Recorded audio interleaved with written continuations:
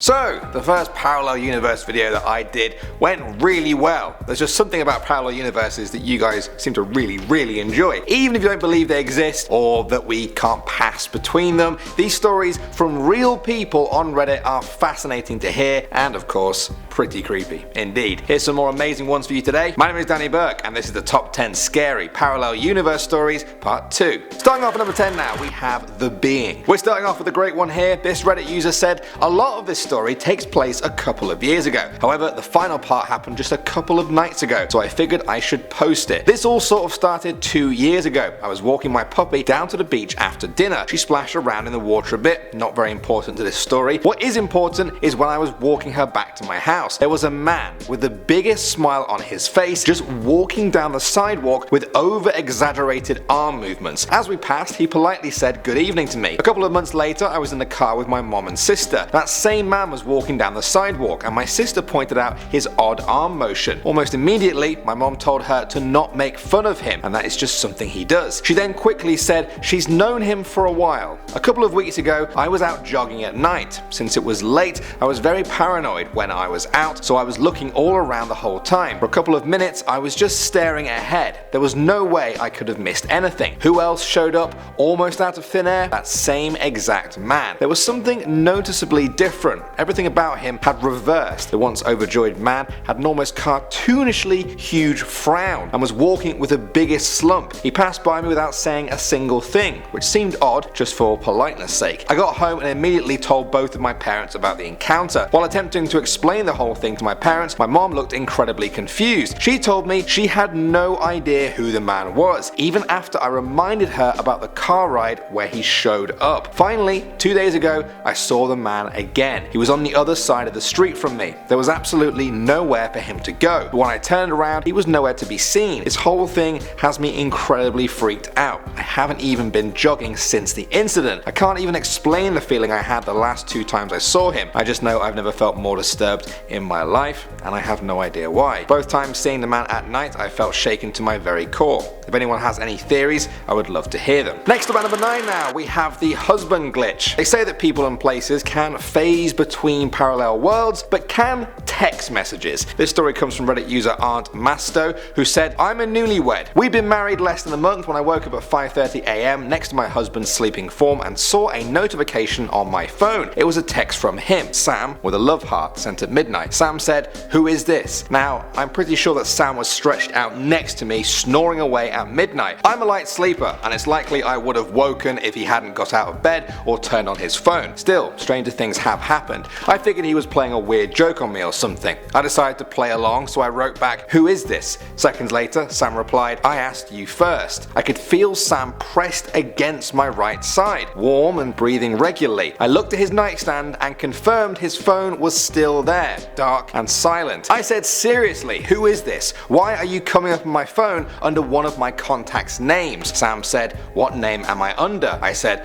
obviously there's some cross wires here somewhere. We don't know each other. Sam said, are you in? And it was the name of the town that we both lived in. I said, yes. Are you? He said, yes. I said, okay, there you go. Wires are crossed. It's weird, but I'm sure it happens. He said, we must live near each other. What street are you on? I tried to change the subject because I definitely did not want to tell this person the street that I was on. I asked him, do I come up on your phone under someone else's name? Sam said, I was looking through my contacts and I saw one that I didn't remember, created under the name Wi-Fi with a heart like this next to it. I was just curious who this was. I live on Violet Street, by the way. I went cold. My husband's nickname for me is Wi-Fi, but pronounced Wi-Fi. It's a silly inside joke. No one knows about it but us, or so I had thought. And we do live on Violet Street, and we both make little love hearts next to each other's names. And something about this person's writing style was so familiar. I confirmed that my husband was still slumbering next to me. His phone was still on the nightstand. Someone was messing with me. I turned my phone off, got up and got ready for work. Later that morning, I showed the text to Sam,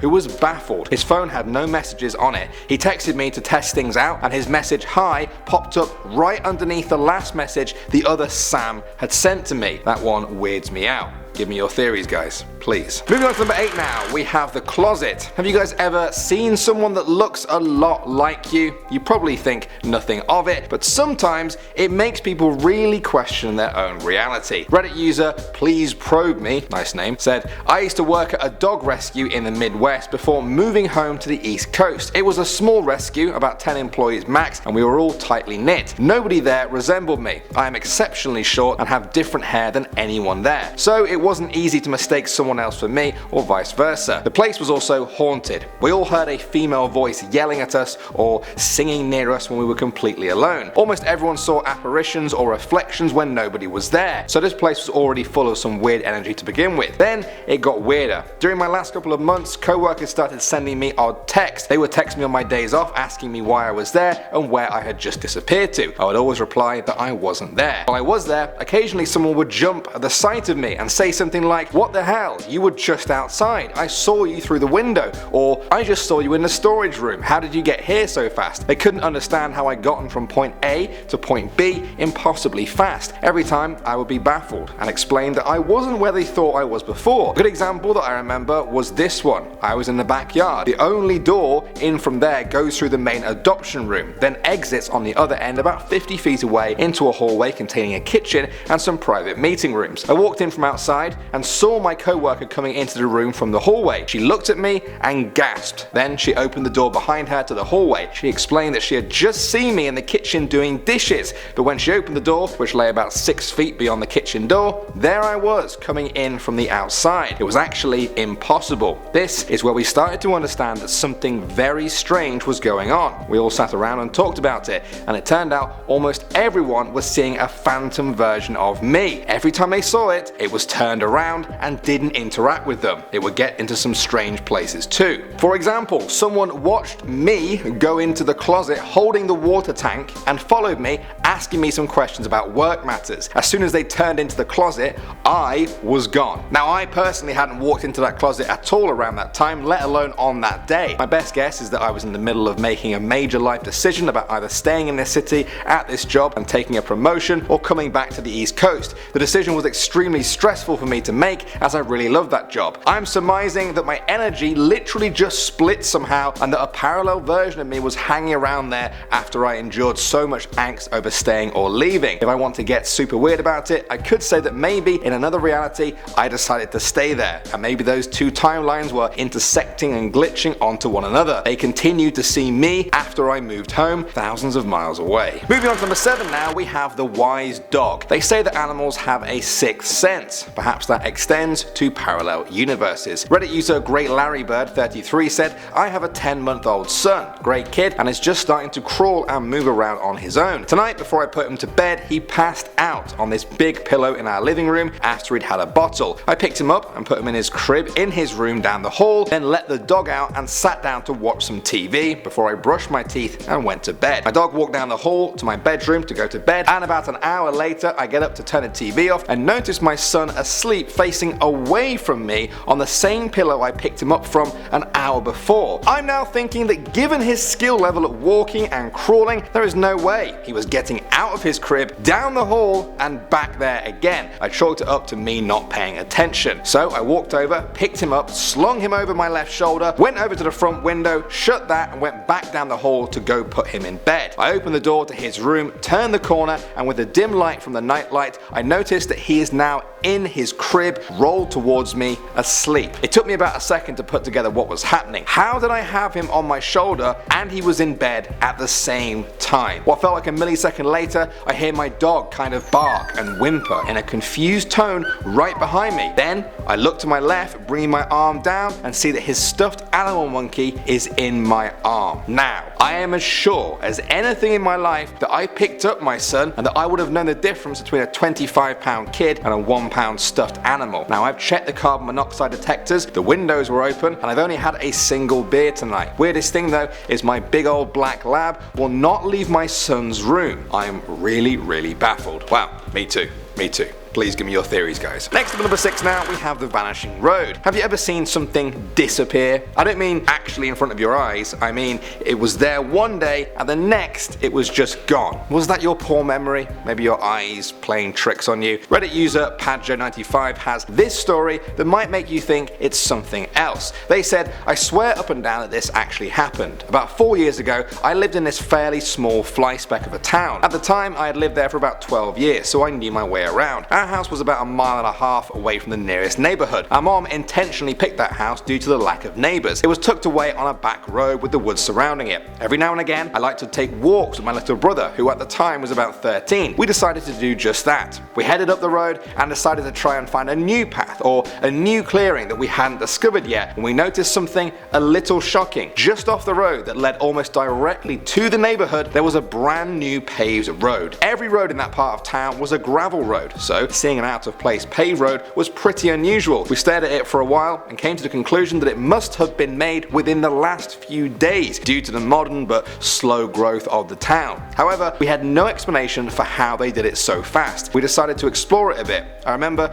as soon as we set foot on the road, the air became noticeably colder by at least 5 degrees. The road itself was a black pavement, but no dividing lines. It was surrounded by some thick red trees that resembled redwoods, but they were too short and non-native to our state in southern Arkansas. We walked on the road for about 3 miles until we decided to head back due to it getting dark. When we got off the road, we felt the temperature go back up. My brother and I agreed to explore it the next day. At roughly noon the following day, we set back out to explore this place, only to discover that the entire road was now missing. When I say missing, I mean the trees that were cleared to make it had apparently grown back, with no sign of the redwood-like trees. We even began to explore the woods once more, but found no sign that it ever existed. When we asked our parents about it, they said they knew nothing about any new road work being done near us. Has anyone ever experienced anything like this? Moving on to number 5 now, we have the play. There are theories that with every moment that passes in time, an infinite amount of alternate realities are born. Sometimes people claim to see them, like Reddit user Airmail Dolphin, who said, I had an experience when I was a teenager that has led me to believe that I am now living in an alternate timeline. When I was a teenager, I would occasionally get 30-second or so glimpses into the future in dreams. Unfortunately, these glimpses were always of no real use, since they would be random glimpses into my ordinary life that would come true over the course of about a week. Well, one time I had a glimpse that I was cast in a play in high school, and during the course of a rehearsal, I knocked over something and everyone there laughed at me. Long story short, I was cast in a play and I could see the same situation starting to unfold, so I took the object in question and moved it as far away from myself as I could. I didn't end up knocking it over and life continued on, but now I still have the memory of how things could have unfolded. Next up, number 4 now, we have the parallel door. This one comes from Reddit user Zinister11. It's a little hard to follow, but it certainly creeped me out. Don't worry, I'll read slowly. Zinister said, my girlfriend Heather and her son Tyler and Tyler's 2-year-old son live with us. The 2-year-old boy has a bedroom at the back of our bedroom through a door. Tyler went to the store and had his girlfriend watching over the boy. Heather and I were in our bedroom when all of a sudden we heard the boy crying and making a racket, so Heather got up and opened the door, looked in it and said, damn it, she locked the boy in his room. He had another doorway to the hall. I looked in and saw the boy turning the doorknob, trying to open it. She asked me to go and unlock it, so of course I went around and down the hall, got to the end of the hall, and the door he was just trying to open wasn't there, just the door frame. He was laying on his bed peacefully.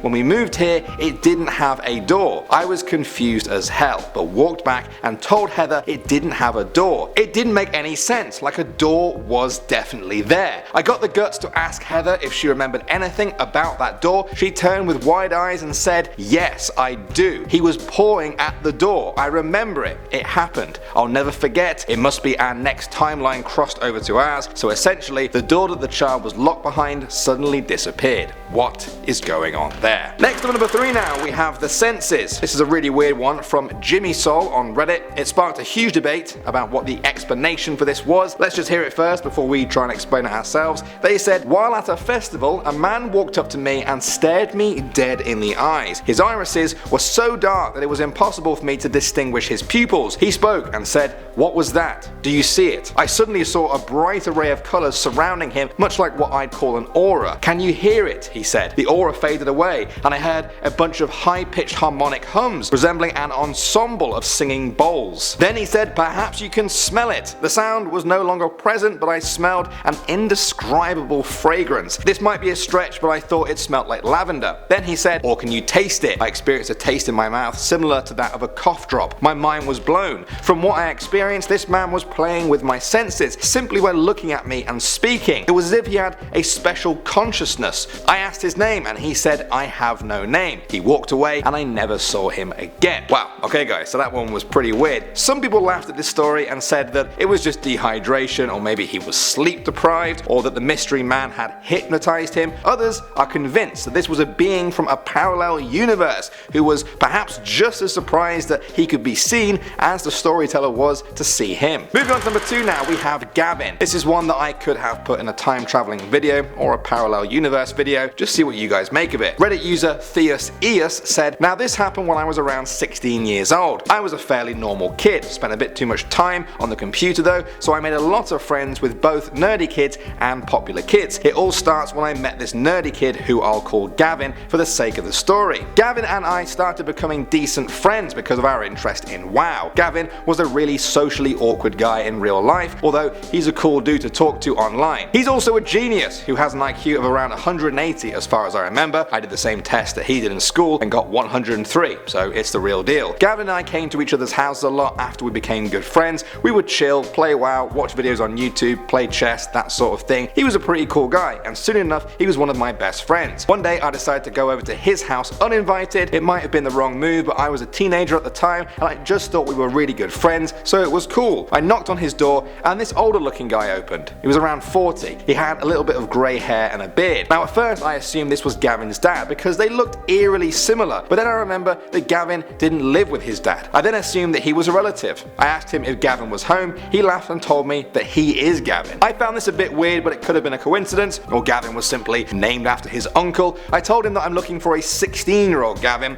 described him to the guy, and he started looking uneasy. After some hesitation, he said Gavin was not home. I asked him when he was going to get home and didn't really go into questioning who he was, and he gave me a time after thinking for a few seconds. So then I came over at the given time and suddenly my 16-year-old friend Gavin opened the door. I told him that his relative was there. He told me that he has no relative with the same name as him, and he also told me that he was home at the time I came and met that 40-year-old. We both found this extremely weird, and our only explanation is time travel. I still keep in touch with Gavin, who happens to be studying quantum mechanics at the time. We haven't told anyone this story. And finally, number 1 now, we have Save Yourself. If we accept that parallel universes are real and that people can travel between them, could you affect things in your own past that would change your world today? Again, this story might be a bit of a time travel one. See for yourself. Reddit user Goonzoo said, I once had a weird dream when I was driving home and listening to some oldies. It was raining a bit and the wind was quite heavy. After a while I saw a heavily damaged car on the left side of the road. The driver must have hit a tree. I stopped my car to call the ambulance and to look for the driver. It was a woman in her mid-20s with short curly blonde hair. She was unconscious, but there was some blood. She wasn't breathing, so I dragged her out of the car to give her first aid. After a while I heard the sirens of the ambulance. I quickly looked in the direction of where the ambulance was coming and then back to the woman. She suddenly had her eyes wide open and a look of total terror in her face. The dream then ended there. Some weeks ago we celebrated my 25th birthday. I got some awesome presents, but one was very special. My uncle made a photo collage of my family. He found them in an old box, as he mentioned. I already had some shots, so I decided to put it in the corner of my room with the other presents. When I was about to leave the room, the collage fell over, so I turned back to arrange it properly. While doing it, I glanced over the photos. I've never seen old pictures of my parents before, so I was quite curious after all. There was a wedding photo of my parents. I recognized my dad. He looked really sharp in his suit. Next to him was a lady that was gorgeous and pregnant. It looked like she had some wounds or scars on her arm and her neck. Then it all kicked in. She was the woman I dragged out of the car to give first aid to. My whole body trembled. I immediately ran to my dad to ask what happened back then. He told me that she had a car accident 25 years ago. When the ambulance and police arrived, she laid on the street and a man was running away from her body. The doctor told my dad that if my mother didn't get first aid when she did in that situation, she may have lost her unborn child himself because of lack of oxygen. So essentially he saved himself. Well, I would love to stop and discuss all of the theories that you have for these stories, but as you can probably tell, this has been an extra long video. My voice is going now. I'll see you guys in the comments section for a well-earned chat down there. For now though, I'll say thanks for watching as always guys. My name is Danny Burke and I will see you all in the next one.